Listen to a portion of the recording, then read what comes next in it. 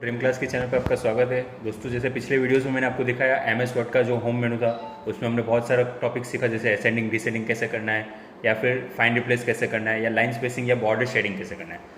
तो मैंने पिछले वीडियो में आपको एक एक्सेल का टॉपिक भी दिखाया था, जिसमें हमने एक्सेल का इंट्रोडक्शन जाना था कि एक्सेल कहाँ कहाँ पर यूज़ होता है और एक्सेल को कैसे हमें यूज़ करना है। उसमें हमने देखा था मार्कशीट कैसे बनाते हैं उस हिसाब से। तो आज मार्कशीट के बाद मेरा दूसरा रिपोर्ट है बिल रिपोर्ट, जो हम जनरली देखते हैं कोई भी स्टोर्स में जाते हैं, हम एक बिल देते हैं, या कहीं पे भी आप जाइए कोई शॉपिंग करेंगे तो आपको एक बिल मिलेगा। उसका बिल रिपोर्ट का एक फॉर्मूला मैं आपको यहाँ पे दिखाना चाहूँगा। सबसे पहले हम एक्सेल स्टार्ट करते हैं, विंडो आर करके रन प्रोग्राम स्टार्ट किया, वहाँ पे लिख लीजिए एक्सेल। यहाँ पे आपके सामने एक्सेल पूरा एक प्रोग्राम स्टार्ट हो गया।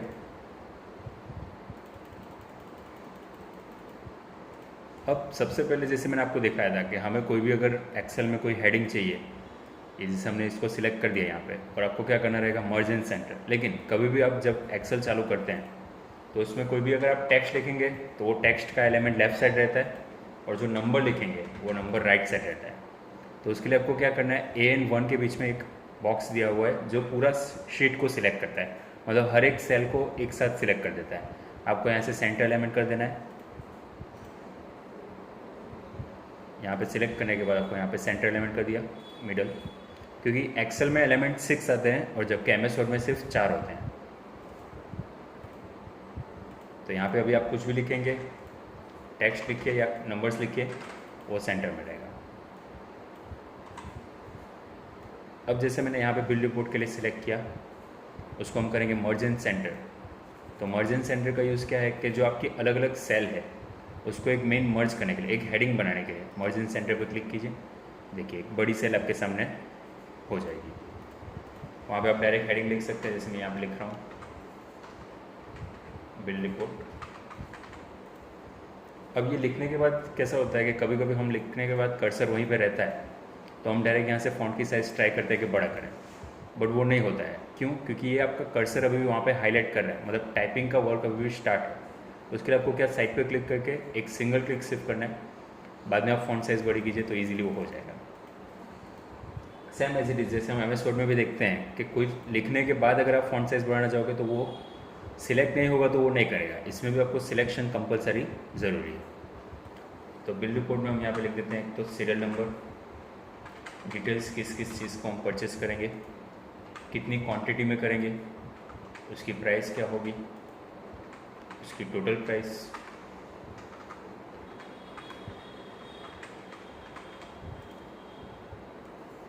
और उसके बाद हम यहाँ पे क्या करते हैं दोस्तों, एक टैक्स लगा देते हैं। जैसे जनरली एक एग्जांपल का भी जैसे चल रहा है जीएसटी टैक्स, जीएसटी मैं यहाँ पे ले लेता हूँ 12%। फॉर एग्जांपल हम एक यहाँ पे ले रहे हैं, तो टोटल प्राइस जो रहेगी, फॉर एग्जांपल मैं आपको समझा दूँ कि हमने 5 पेन खरीदी है, डिटेल्स में रहेगा बॉल पेन, क्वान्टिटी उसकी 5 है। अब एक पेन की कीमत अगर है 10 रुपये, तो 5 की कितनी, वो टोटल प्राइस में दिखाना है। तो टोटल प्राइस के ऊपर से ही जीएसटी मिलेगा, और उसके बाद उसमें हम जीएसटी ऐड करके कितना अमाउंट बनता है, तो यहाँ पे हम लिखेंगे टोटल अमाउंट।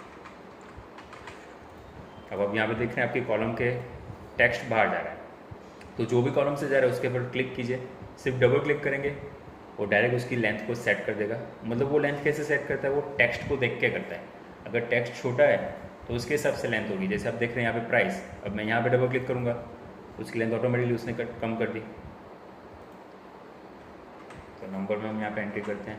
अब अगर पिछले वीडियो में मैंने आपको दिखाया था, जैसे नंबर्स को अगर आपको स्क्रॉल ड्रैग करना है, 1 2 दोनों को सिलेक्ट किया, उसके बाद आपको क्या करना है वो देखिए। सबसे पहले आपने 1 2 को सिलेक्ट तो कर दिया, उसके बाद यहाँ पे एक पॉइंट रहेगा, जब आप वहाँ पे कर्सर लेके जाते हो, देखिए आपका कर्सर ब्लैक में हो जाता है। जनरली कर्सर प्लस ही है बाहर भी और वहाँ पे रखने के बाद भी, बट बाहर जो है वो वाइट है और थोड़ा डार्क है। जब आप वहाँ पे लेके जा रहे हो तो एक प्लस छोटा हो जा रहा है, बस वहीं पे लेफ़्ट क्लिक कीजिए और ड्रैग करते जाइए। देखिए पास में आपको नंबर भी वो शो करेगा कि कौन सा नंबर वो दिखा रहा है, इंसर्ट कितने हो रहे हैं।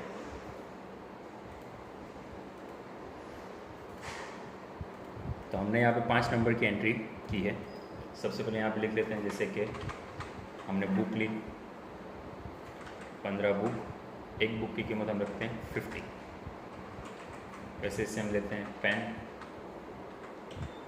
20 पेन ली, एक पेन की कीमत 10। उसके बाद लेते हैं जैसे स्केल, 25 स्केल लिए हमने, एक स्केल 7 रुपये की। इरेज़र 30 इरेज़र लिए, 5 रुपये का एक इरेज़र। उसके बाद यहाँ पे लेते हैं लंच बॉक्स। तो लंच बॉक्स हम यहाँ पे सिर्फ 10 लंच बॉक्स लेते हैं, उसकी प्राइस रखते हैं 40। तो ये हमारा जो मेन है ये पूरा हमने खुद टाइप किया, बिकॉज क्वांटिटी हम कितनी ले रहे हैं वो हमारे पे, और उसने एक कोई भी डिटेल्स है या एक स्टॉक है उस पर उसने कितना प्राइस रखा है वो होता है। बट टोटल प्राइस कैसे मेंटेन करेंगे वो देखते हैं। टोटल प्राइस के लिए सबसे पहले आपको इज इक्वल करना है। कोई भी फॉर्मूला की स्टार्टिंग आपको इक्वल से ही करनी है दोस्तों। इक्वल करने के बाद क्वांटिटी का सिलेक्ट कीजिए। अब क्वांटिटी का सिलेक्ट क्यों, वहाँ पे क्वांटिटी का सिलेक्ट करने के बाद C6 दिख रहा है, क्योंकि C नंबर की कॉलम और 6 नंबर की रो। तो C6 मतलब जो आपका सेल है उसका नाम होता है C6। अब क्वांटिटी के बाद इनटू प्राइस, मतलब हम ये मैथ्स में भी सीख चुके हैं कि अगर आपके पास 5 पेन है, एक पेन आपके पास 2 रुपये की है, तो 5 का कितना 10, क्योंकि 5 इंटू 2 10। वैसे इससे हम आपको यहाँ पे फॉर्मूला भी वही यूज़ करना है, इक्वल क्वांटिटी इनटू प्राइस, और सिर्फ एंटर देना है। देखिए दोस्तों, इसमें हमने ना कोई ब्रैकेट का यूज़ किया ना सम लिखा, ओनली इजीली इक्वल करके क्वांटिटी को सिलेक्ट किया, इनटू प्राइस और एंटर। डायरेक्ट आपके सामने देखिए टोटल उसका आ जाएगा। बिल रिपोर्ट में जब भी आप मल्टीपल करते हो, जैसे अगर मार्कशीट में आपने देखा होगा मैंने सम मिनिमम किया तो सब में कैसा इक्वल सम करके लिखना पड़ता था, ब्रैकेट करना पड़ता था। तो वो सब चीज़ उसमें ज़रूरत पड़ती है जिसमें आपको एक से ज़्यादा नंबर्स यानी 2 से भी ज़्यादा नंबर्स हो जाते हैं। अब यहाँ पे मुझे मल्टीपल करना है तो सिर्फ equal quantity into price and enter. Same as it is quantity into price और सिर्फ एंटर दे दीजिए।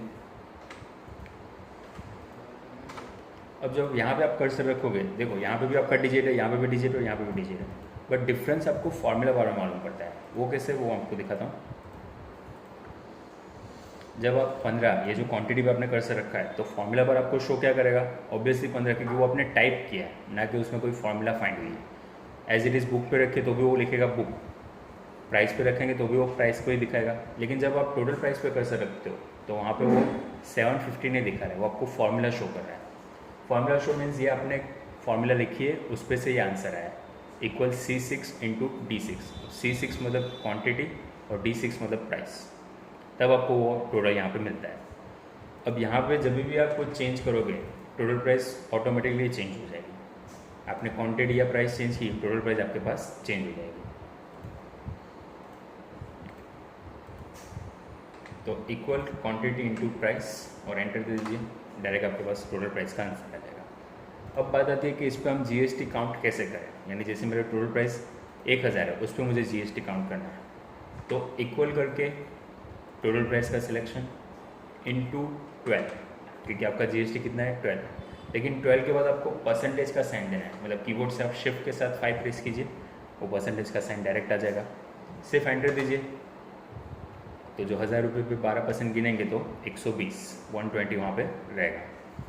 इक्वल करके आपको टोटल प्राइस का सिलेक्शन करना है इनटू 12%, जितना भी परसेंट हो। यहाँ पे मैंने एग्जांपल के तौर पे 12 लिया है, हो सकता है 24% हो तो वो 24 लेना पड़ेगा, हो सकता है उससे भी ज़्यादा हो तो वो लेना पड़ेगा, 28 हो तो 28 ले सकते हैं। Equal total price into 12%।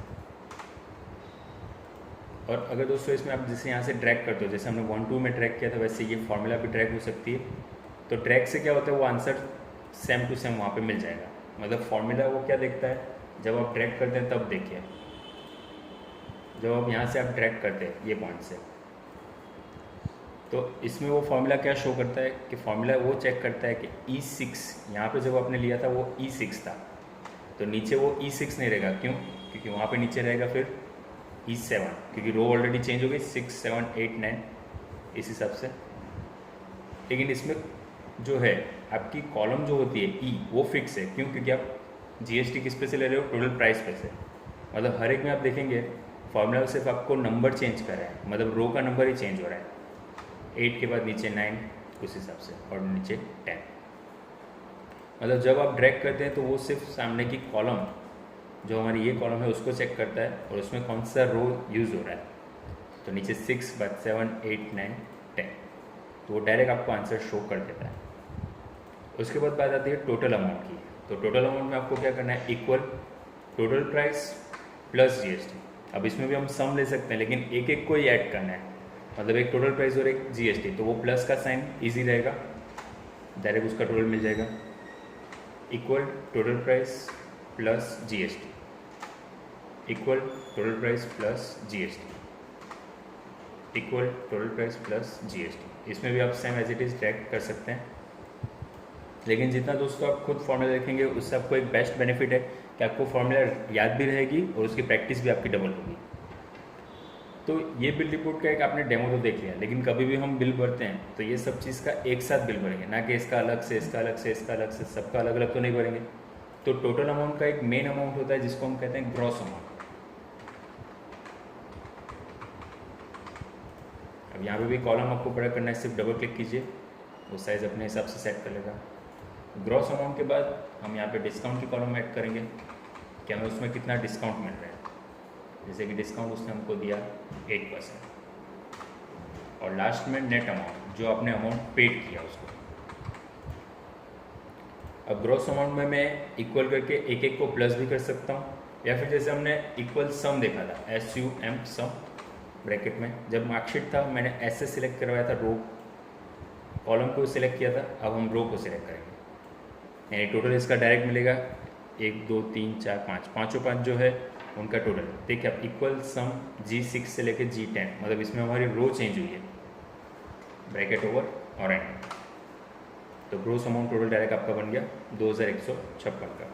अब उस पर डिस्काउंट हमें मिलेगा, यानी जो टोटल अमाउंट हमारा बन गया, जो हमें अमाउंट पे करना है, उस पर वो डिस्काउंट हमें दे रहा है 8%। इक्वल ग्रॉस अमाउंट का सिलेक्शन कीजिए इंटू 8%, जैसे जीएसटी में हमने 12% किया, यहाँ पे आपको 8% देना है, तो 172.48। जैसे पिछले वीडियो में मैंने आपको दिखाया था कि कभी कभी हमारे पास पॉइंट की अमाउंट आती है, तो पॉइंट के अमाउंट को अगर हाइड करना है, निकाल देना है, तो आप यहाँ से देख सकते हैं मर्जेंट सेंटर के एग्जैक्ट पास में नंबर है, उसमें दो रहते हैं, एक रहता है इंक्रीज डेसिमल जो पॉइंट के अमाउंट को बढ़ाता है, और एक रहता है डिक्रीज डेसिमल जो निकालता है। देखिए अगर मैं यहाँ पे इंक्रीज करूँगा तो बढ़ते जाएगा, पीछे 2 है तो मुझे डिक्रीज के लिए भी 2 बार क्लिक करना है, अगर सिंगल क्लिक करके देखूंगा तो वो सिर्फ एक ही अमाउंट निकालना, और एक किया तो ऊपर फुल होगा। मतलब जितने पॉइंट के बाद की अमाउंट वहाँ पे है, 3 डिजिट है तो आपको 3 बार क्लिक करना होगा, 2 है तो 2 बार क्लिक करना होगा। तो ये हमारे यहाँ पे डिस्काउंट मिल गया कि 172 हमें डिस्काउंट मिल रहा है। तो नेट अमाउंट मतलब टोटल अमाउंट जो हमारा ग्रॉस अमाउंट था उसमें से ये माइनस करके हमें कितना पे करना है, इक्वल करके ग्रॉस अमाउंट सिलेक्ट कीजिए माइनस डिस्काउंट और एंटर दे दीजिए, तो आपको इतना अमाउंट यहाँ पे पे करना है।